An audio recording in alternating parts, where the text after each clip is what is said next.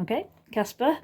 So Elizabeth and her family are going back to America on board a big ship called the Titanic.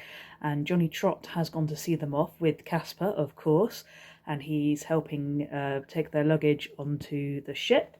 And we'll just remind ourselves, there's a picture of the ship just here. Got all those people waving it off. There you go. And so let's see what happened next. The time came when I'd carried all their trunks up to the cabin, and I knew the moment for parting had come. Elizabeth knew it too. Sitting on the sofa, she said her last goodbye to Kaspar, burying her face in his neck and sobbing her heart out. Her father took the cap from her as gently as he could and put him back in the picnic basket. It was as he was doing this that I decided. It had never occurred to me until that moment. Elizabeth, I said, I want you to take him to America. You mean it? She cried. You really mean it? I mean it, I told her. Elizabeth turned to her mother and father. I can't I, Ma? Please, Papa, please. Neither objective. On the contrary, they looked delighted. Each of them shook me by the hand. They were still reserved, but I saw a genuine kindness there and a warmth in their eyes that I had not seen before. I crouched down and stroked Kaspar in his picnic basket. He looked up at me very intently. He knew what was happening, that we were saying goodbye. Elizabeth led me to the door of the cabin. She clung to me for so long that I thought she'd never let go. The ship's siren was sounding. I broke away from her and ran up to the deck, brushing away my tears. I've thought a lot about this since, about why I gave Kaspar away like that on the spur of the moment, and about what I did next, too. I remember standing there on deck with everyone waving, with the siren blasting and the band playing, and I knew I couldn't go back to my old life, to my little attic room at the Savoy. I knew that I should stay with Kaspar and Elizabeth, and that I just didn't want to leave the ship, this wonderful ship, this magical floating palace. When the final call went out for any last visitors and porters to leave the ship, I stayed on board. It was that simple. I ran to the rail and began waving with all the other passengers.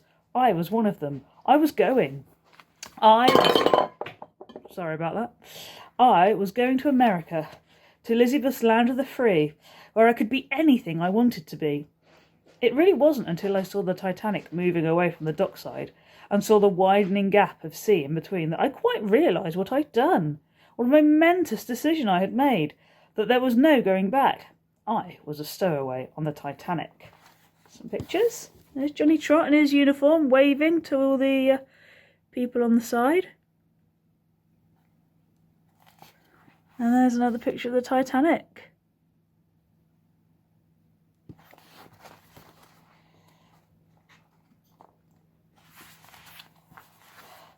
My life as a stowaway didn't last long. It took me a while to understand that I was in the first-class part of the ship, and when I did, I discovered it wasn't at all easy to blend in with first-class passengers all around me. Everyone was in their travelling finery, and dressed as I was in my uniform of the Savoy bellboy, I stuck out like a sore thumb. They even moved differently, as if they belonged there, as if they'd had a lifetime to learn how to look nonchalantly wealthy. For a while, the uniform actually helped. I could pass myself off as a steward, and of course that was easy enough for me. I knew well enough how to touch my forelock, how to help old ladies down the stairs, how to point out to people where to go, even if I hadn't a clue where to find anything. For the first hour or so, as the other passengers promenaded the deck, exploring the ship, that was what I did too, until I began getting some strange looks from some of the crew and other stewards, who clearly thought my uniform was a bit strange. I knew that sooner or later I'd be rumbled, what with my luck, and I couldn't go on pretending to be one of them. I also realised that if I stayed into first class, I was likely to bump into one of the Stanton family, and I wasn't at all sure how they'd respond if they discovered that I'd stowed away. I could see the steerage passengers all crowded on the lower deck at the stern end of the ship. They were more my own kind, and I thought I'd be safer there. So that's where I headed. I took off my tunic and cap and when no one was looking, I dropped them over the side. There he is, doffing his cap for the wealthy passengers. And there he is again, throwing his uniform off the side. Johnny Trot, what are you like? Then I bolted over the rail and tried to mingle in among the steerage passengers the best I could. We were well out to sea by now, the last of England fast disappearing over the horizon. The sea was flat calm, like a silver blue lake. No one was paying me any attention. They were all enjoying themselves far too much to know I was even there. You only had to use your eyes and ears to know that these steerage passengers came from all over the world. There were Irish, Chinese, French, Germans, Americans, and quite a few London cockneys too. I was feeling much more at home already. I went below deck, and after a long search at last found myself an empty berth in a dormitory at the bottom of the ship. There were a few men in there, but they paid me little attention.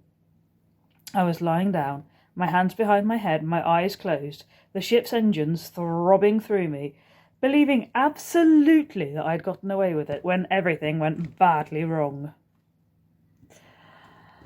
I heard voices, loud voices, voices of authority.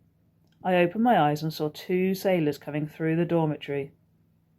"We're looking for a stowaway. Have you seen him? He's a kind of Japanese-looking fellow." One of them stopped by a table where some men were sat playing cards. "Has he been through here? Little fellow he was. We know he's down here somewhere."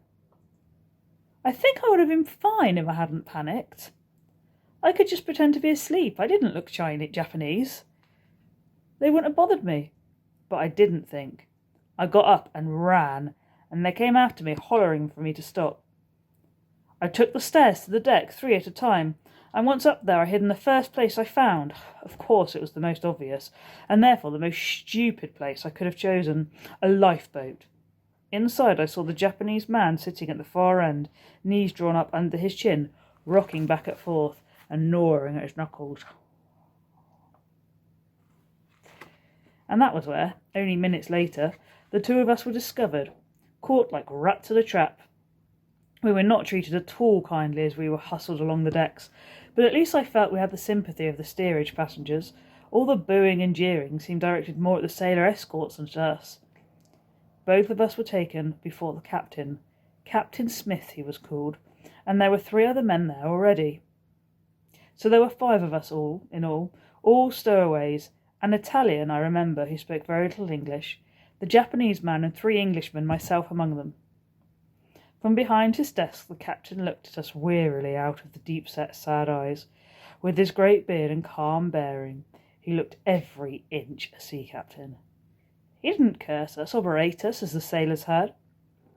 "Well, Mr. Lightoller," he said to the officer standing beside him, "so we've got 5 of them, have we?" "Not as many as I'd feared. What shall we do with them, then? Where do we need them most, would you say?" "Down below in the engine room, Captain," the officer replied.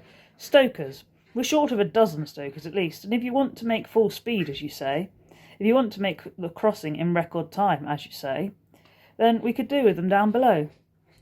Looking at them, I'd say they were a bit on the thin and spindly side, but there's nothing we can do about that." The captain looked right at me. "Why did you do it?" he asked me. I told him the truth, part of it anyway. I had nothing to lose. "Because I didn't want to leave the ship, sir. She's so beautiful, and everyone says she's very fast too. And I've never been on a ship before." "Well, I have, son," laughed the captain. "Dozens of them, and you're right. This one is fast. She's the fastest ship that ever sailed, and what's more, she's unsinkable too. Very well, Mr. Lightoller. You will set these men to work their passage to New York as stokers. It will be hot and hard, gentlemen, and for this you will be fed and looked after well enough. Take them away." So, we'll leave it there for this week. For Kaspar.